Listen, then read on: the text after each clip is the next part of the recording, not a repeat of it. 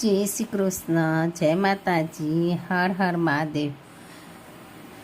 રાંધણ છઠ એટલે હળષષ્ઠી અને રાંધણ છઠ વિશે જાણશું. તો રાંધણ છઠ શું છે? ભગવાન બલરામજીનો જન્મોત્સવ પણ રાંધણ છઠના દિવસે થયો હતો. બલરામજીનો જન્મોત્સવ સંતાનની સુખ સમૃદ્ધિની કામના સાથે ઘણી માતાઓ વ્રત ઉપવાસ પણ કરે છે. તો કેવી રીતે કરાય તે જાણીએ. શ્રી કૃષ્ણના મોટા ભાઈ બલરામજીનો જન્મદિવસ શ્રાવણ મહિનાના કૃષ્ણ પક્ષની છઠ્ઠી તિથિએ ઉજવવામાં આવે છે, જેને હળષષ્ઠી અને રાંધણ છઠ પણ કહેવામાં આવે છે. આ વખતે આ તહેવાર 14 ઓગસ્ટ ગુરુવારે ઉજવવામાં આવશે. હળષષ્ઠીનો તહેવાર ખેડૂત સમુદાય માટે વિશેષ મહત્વ ધરાવે છે. ગ્રામીણ વિસ્તારોમાં તે ખૂબ જ ભક્તિ અને ઉત્સાહથી ઉજવવામાં આવે છે. ઉજ્જૈનના જ્યોતિષી પંડિત મનીષ શર્માના મતે દ્વાપર યુગમાં આ જ તિથિએ ભગવાન વિષ્ણુના પ્રિય શેષનાગે બલરામના રૂપમાં અવતાર લીધો હતો. બલરામના શસ્ત્રો હળ અને મુસળ છે.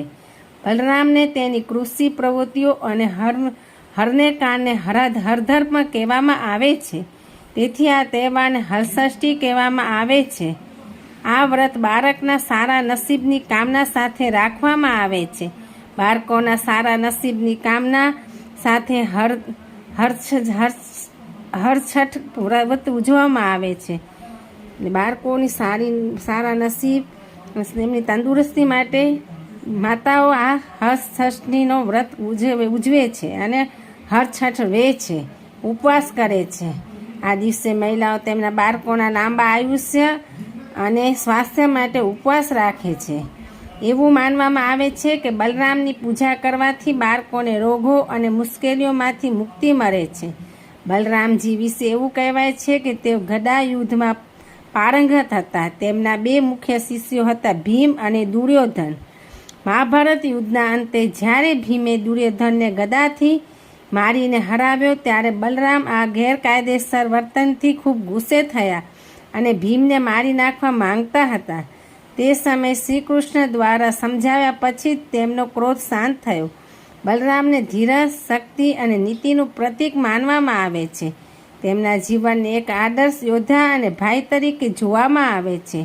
પંચામૃત સાથે અભિષેક કરવો અને તે દિવસે પંચામૃતથી અભિષેક કરવો જોઈએ. હળષઠ પર બલરામ અને શ્રી કૃષ્ણનો પંચામૃતથી અભિષેક કરવાની પરંપરા છે. આ દિવસે ગાયનું દૂધ, દહીં, ઘી, મધ અને ગંગાજળ ભેળવીને પંચામૃત તૈયાર કરવામાં આવે છે અને ભગવાનનો અભિષેક કરવામાં આવે છે. પછી ભગવાનને ફૂલો અને નવા કપડાથી શણગારવામાં આવે છે. 2 દિવસ રહીને શ્રી જન્માષ્ટમી આવે છે. તો જન્માષ્ટમી દિવસે ભગવાનનો સોળ શણગાર કરવામાં આવે છે. ભગવાનને તુલસી, માખણ અને ખાંડ ચડાવવામાં આવે છે. રાંધણ છઠનું મહત્વ. રાંધણ છઠનું સમગ્ર ભારત કરતાં ગુજરાતમાં વિશેષ મહત્વ છે. રાંધણ છઠ એ સ્વતંત્ર તહેવાર નથી. આ તહેવાર શીતળા સાતમનો એક ભાગ છે, જે દેવી શીતળા દેવીને સમર્પિત ધાર્મિક તહેવાર કહેવાય છે. શીતળા સપ્તમીના દિવસે ઘરોમાં ચૂલો ન પ્રગટાવવાની પરંપરા છે. રાંધણ છઠના બીજા દિવસે પરિવારી ભોજનની વ્યવસ્થા કરે છે. રસોઈ માટે એક મહત્વપૂર્ણ દિવસ હોવાને કારણે આ દિવસને રાંધણ છઠ તરીકે ઓળખવામાં આવે છે. સાતમના દિવસે શીતળા માતાની પૂજા કરી તેને ઘઉં કે બાજરીના લોટનો કુલેરનો પ્રસાદ ધરાવી પૂજા કરવામાં આવે છે. શનિવારે શ્રી કૃષ્ણ જન્માષ્ટમી ઉજવવામાં આવશે. હળછઠના 2 દિવસ પછી શ્રી કૃષ્ણ જન્માષ્ટમી 16 ઓગસ્ટ શનિવારના રોજ ઉજવવામાં આવશે. ઘણા ભક્તો આ દિવસે નિર્જરા ઉપવાસ રાખે છે અને મધ્યરાત્રિ 12 વાગે શ્રી કૃષ્ણ જન્મની ઉજવણી કરે છે. જન્માષ્ટમી પર બાલગોપાલને પંચામૃતથી અભિષેક કરવાનો, નવા કપડાં પહેરાવવાનો, તેમજ ફૂલોનો શણગાર કરવાનો છે અને માખણ અને ખાંડની મીઠાઈ ચઢાવવામાં આવે છે. તો આ હતી હળષષ્ઠી એટલે રાંધણ છઠ વિશે વાર્તા પૂજા. તમારે અમારી ચેનલ સારી લાગી હોય તો લાઈક કરો, શેર કરો અને સબસ્ક્રાઈબ કરો.